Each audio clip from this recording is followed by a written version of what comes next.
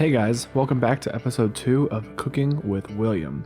This week we are going to be making coconut chicken. First, you're going to want to take your chicken breast and start trimming off all of the fat, silver skin, and connective tissue that has been left on there. You're going to want to make sure you get all of it because it will be very tough once it gets cooked.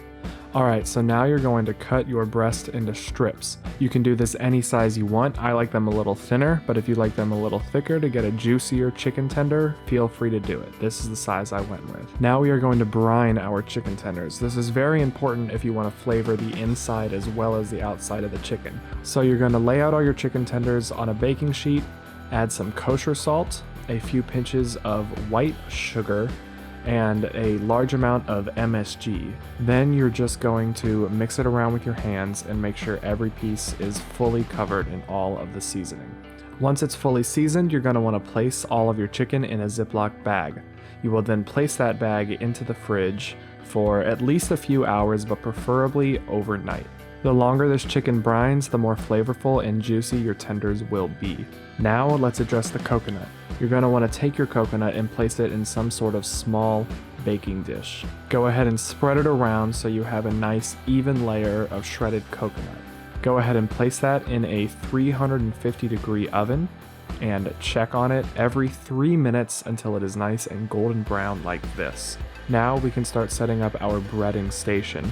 First, in a medium-sized bowl, you're going to want to whisk together a few cups of all-purpose flour, a few tablespoons of baking powder, measurements are really loose here, a few tablespoons of fine sea salt, garlic powder, onion powder, smoked paprika, my favorite seasoning, cayenne pepper for heat, and then you're going to want to add a little bit of MSG. I don't want to hear anything about headaches in the comments.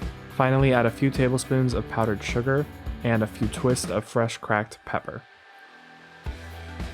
Simply whisk that together until it is nice and homogeneous throughout. Now you're going to need 3 shallow dishes. I chose pie pans.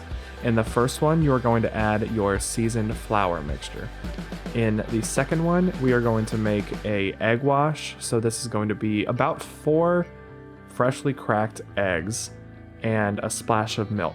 You're then going to whisk that together until no streaks remain. In the final dish, add a few tablespoons of flour and your toasted coconut. Mix that together until it becomes nice and combined. Realize that a whisk doesn't work and use your hands instead. Now we're going to dip each chicken tender first into the seasoned flour, making sure to coat every crevice. Then you want to place it into the egg wash and make sure you hydrate all of the flour. Notice I am using different hands for the dry steps and the wet steps. This makes it a lot less messy. Finally, place the chicken tender into the coconut and flour mixture. I find it easier to sort of bury the chicken in the coconut and then press down. Make sure the coconut is very stuck to the chicken so it does not fall off in the frying process. It should look like this when you're done. Now we can start heating our oil to between 350 and 375. We are going to place our chicken tenders about 3 at a time into the pan, always dropping away from us. You're going to have to flip the chicken tenders a few times as they cook to make sure that they cook evenly, and you want to cook it until it is golden brown. If the oil gets too hot or cold, adjust your stove to try to keep it in that 350 to 375 degree range. Once your chicken looks like this, you're going to want to take it out and leave it on a baking sheet and plate up with some homemade French fries. Thank you for watching. I hope you enjoyed. Please remember to like and subscribe, and let me know in the comments below what you would like me to cook next time.